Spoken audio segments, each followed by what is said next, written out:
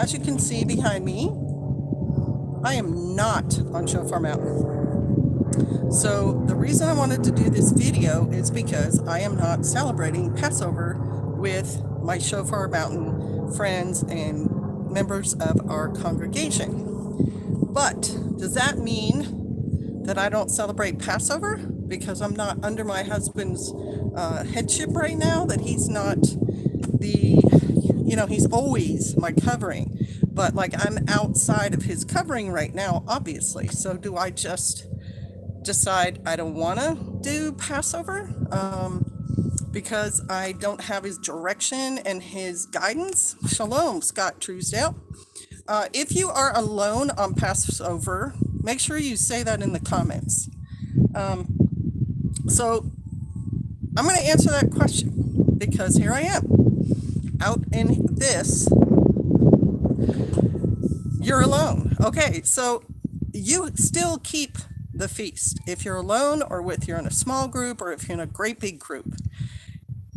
The feasts are a time to meet with the Father, him and you, a special appointed time. And he gives us the directions on how to do this in Leviticus 23. So, Scott, if you haven't read Leviticus 23, if there's anyone else out there who's alone on Passover, go to Leviticus 23. Hey, Aid, shalom, brother, and read it. It tells you, Exodus has the whole story, but the Leviticus will give you the basic guidelines to keeping Passover. Hey, Pete, shalom. So what are we doing? What have I done to get ready? I am with one other couple. So I'm following their, it's not guidelines. I'm following their household, the way they're going to keep this feast. I'm following them. We tried to get a whole lamb, a cabrito, could not. So we have a lamb roast. We are not, they are not shepherds. They don't have a sheep to slaughter, and the sheep slaughtering, the whole holiday, keeping it is a memorial. So it's not like you have to literally paint the blood on your doorway. That's already been done with the original Passover. So what you're doing is you are doing a memorial. I'm alone, said Kathleen, and I'm honoring it by myself this year. My mom passed in September. Exactly right. And it's hard. It's hard to do it alone because you feel alone. But the biggest part of my message for you all is spiritually, physically, you're alone. Physically, you are, out in the middle of the ocean, could be on a raft, floating along for all we know, right?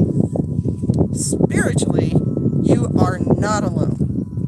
Spiritually, you are keeping a feast that literally people all over this country and hopefully all over the world are preparing and getting ready to keep.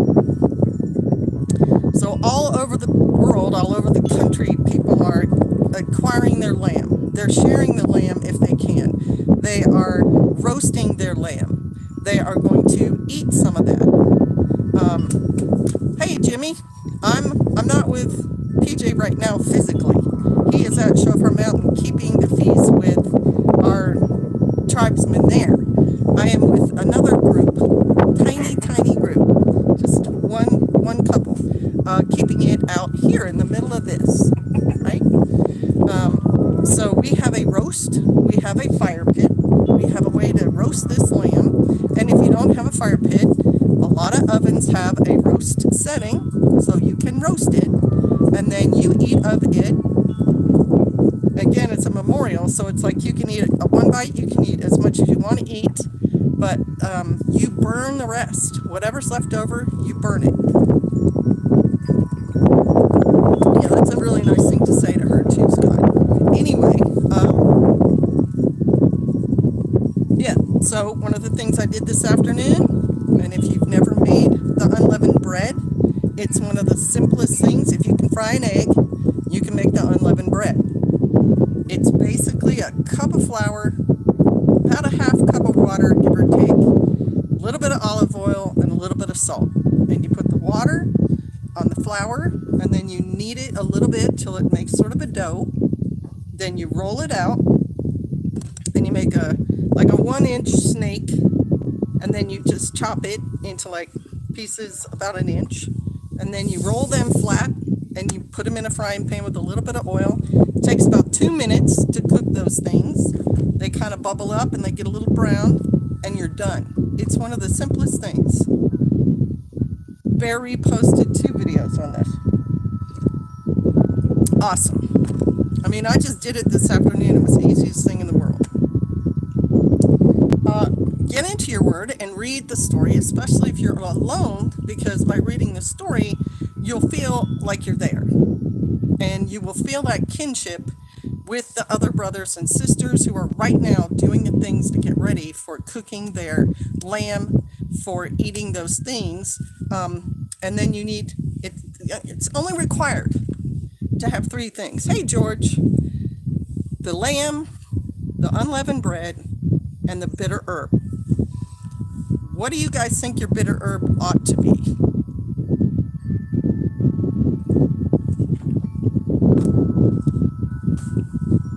Anyone else who's alone on Passover, go ahead and say you're alone. There's nothing to be ashamed of. Also, I think the Father is looking at you alone because it's hard. It's really hard to do these things without support, but you have support. Cilantro would be one. Any other things? Anybody, any other suggestions? And I'd like to see everybody say hi too. I know Aid's in here. Hopefully he's still in here. Parsley's a great one. Parsley's kind of bitter. I was not aware of the bitter herb need. All right, Scott. So something else. Horseradish works. You can go out and grab a dandelion in your front yard if you have them. It's a bitter leaf. If you have a spice cabinet. Hey, Hak Sameak Pesach, DMV, and Chris Bulldog. Shalom. Say hi, y'all. Right? Hi, SK. Alone? Yep, says Mary. You're not alone, Mary. Really?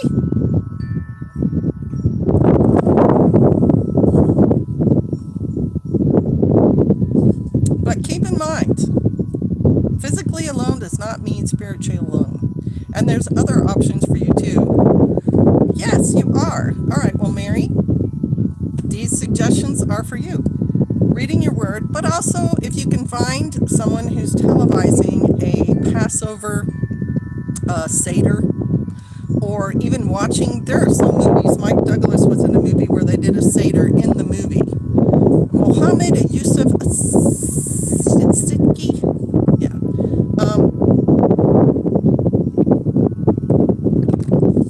Podcasts on Passover. I mean, there's ways to do something in the evening so that you're not just eating this thing and then sitting there. And there, if you read in the word again, it does talk about be prepared to leave your house. You stay in your house all night after you've got the lamb and the matzah and everything taken care of. You eat it and so on. It says be a watchman all night. Have your shoes and your stick by the door. And that's what some of us shofarians are going to be trying to do tonight as well. To stay up all night, a night of watches. And if you think about the original Passover, everyone was in their house waiting because they knew once the angel of death had come over, soon they were going to be moving out. They were going to do the Exodus. They were going to leave their little huts and whatever and start traveling out into the desert. So that's another thing that you can sort of get in your mind. Like if you don't have to go to work, shouldn't have to go to work, right? It's tomorrow's Sabbath. To be ready, sleep with your shoes and your rucksack right next to you, and that kind of thing. Do you remove all the leaven from your house and property? If so, how? For unleavened bread, it is suggested. Now, there's the physical and then there's the spiritual. The physical was to remove the leaven, which in the word leaven stands for sin. So a little leaven leavens a whole loaf. That means a little bit of bad doctrine will turn a whole congregation, basically. That's on a, what am I trying to say? Not a moral level. That's kind of on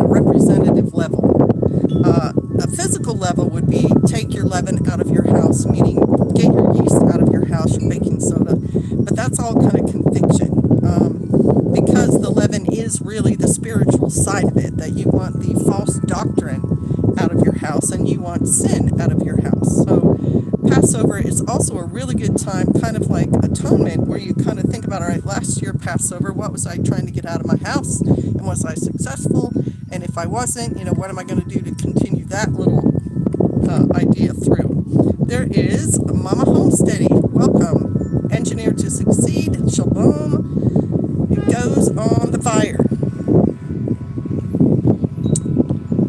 Okay. We celebrate Yah's feast ourselves due to we cannot find anyone else in our area that follow the Torah. So, and there's another lesson there. And this live stream's not going to be totally long. I just want to kind of get these things alone on Passover out. There's another lesson there, that while you're alone, you be practicing this, right? That you, every year, you do this for the Father at his appointed times. When you come to a community, then you will be able to say, I can help with the Passover thing. I've been practicing it. I've got this down. I can make matzah. I can roast a lamb. I'm used to eating a bitter herb and then helping get the leaven out. Your experience. You don't show up to your group saying, I don't know anything. I need you to explain it all to me. You have shown yourself to be motivated to look into it and then do it. And I think that's another really important lesson about the feasts.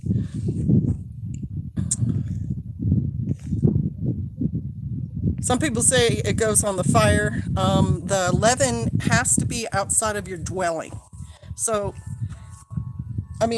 technically, if you just put it in a bin and set it outside your dwelling, you're doing the leaven is out. There are lots of traditions where believers would sell the leaven to the neighbor and then buy it back after the feast is over. I don't think that's necessary. I don't think that's what was intended. You can also throw it out. Yeast only supposed to be good for a year. So if you bought yeast in the last year and you throw it out now, you're replacing it with fresh yeast. It'll be good for your bread making and so on. Never mind. Just ate my Passover by myself since my wife is not a believer, but she respects my belief. And that's nice too. It's nice that she's not opposing. And if I weren't, like if I was in a hotel right now and not with a couple, I would have found, probably not made my own matzah. I probably would have bought the matzah at Walmart and probably some lamb too. One of my options for the area that I was in recently, I was at a hospital, not for myself. I was there to help a patient. That there was like a Greek restaurant in the area that had a lamb hero, and so my last ditch, if I had no other option, to not leave that patient would have been to order that DoorDashed to the hospital, take all the stuff off the hero except the lamb, and get some matzah from a Walmart and just keep it that way, because you're getting as close as you can. You're not actually doing the Passover. You are not there in Egypt being told to do this. You are memorializing it. So you get as close as you can get. A lot of things contain yeast. Yes, it does. And again, this is almost your own conviction. If you want to check all your crackers and your potato chips, it's often yeast extract. It's not the actual yeast, but some people feel convicted those go too, and the baking soda and the baking powder. It's just for the week of unleavened bread. And so, one person even asked about the dog food because the dog food had yeast extract. If you feel convicted to put it outside of your home, go ahead. As long as you understand the physical and the spiritual are a little bit different. You still want to also get whatever leaven, are you holding something against a brother or a sister? Are you holding something against Yahweh because you don't like his commandments? You're okay with most of them, but you don't want to do them all. You know what I'm saying? Like, make sure the spiritual side of it is also being taken care of. All right. Questions? Comments? Does everybody sort of understand that?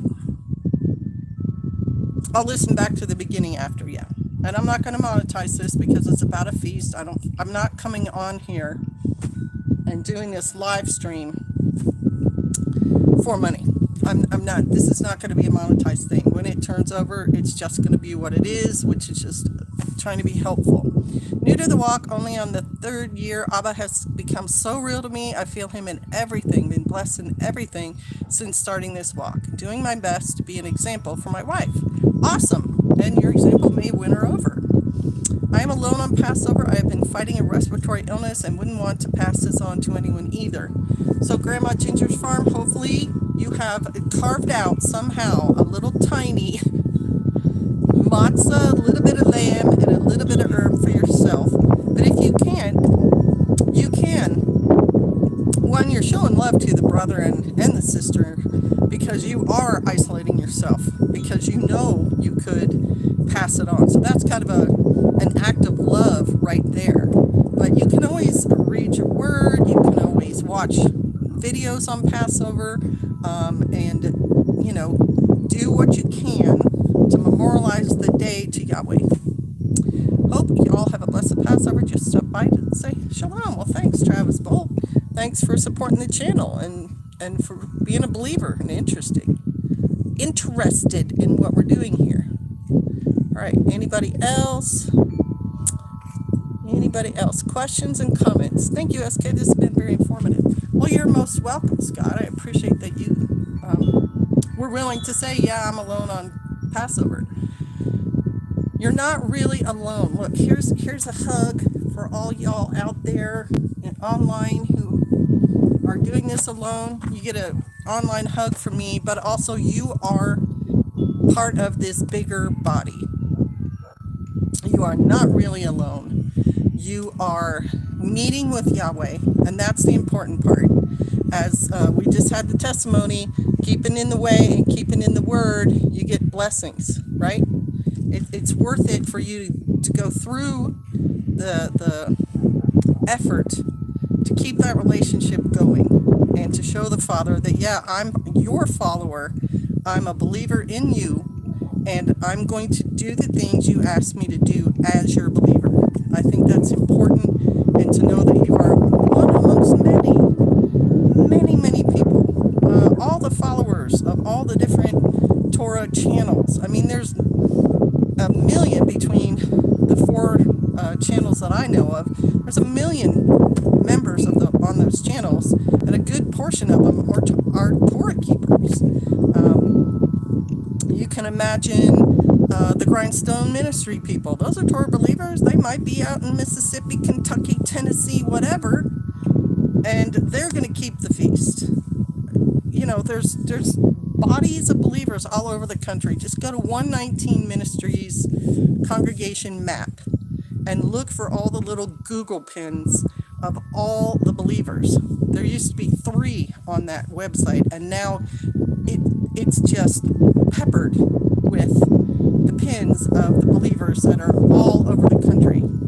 So you are part of that. You should be, you know, inculcate that, feel that you are there doing this thing with all those other people. And it's really, I'm totally not stressed by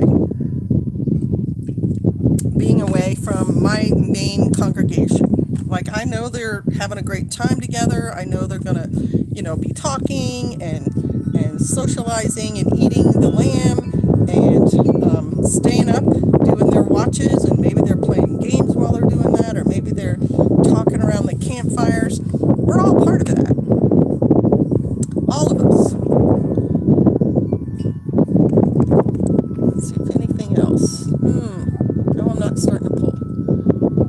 If you don't have lamb, you can use beef or any clean meat if that's what you can afford.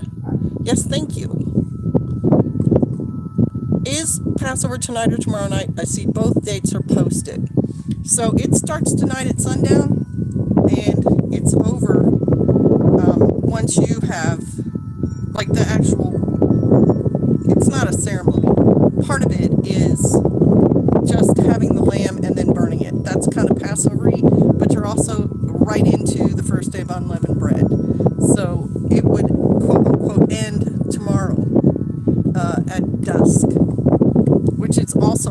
right, Shabbat's going to start tonight, same time they go through. So, yeah, right, because I think the angel of death passes over sometime during night, probably midnight-ish, and then in the morning they leave. So if you think about that as a time frame. All right, y'all, I'm going to head out. That was it.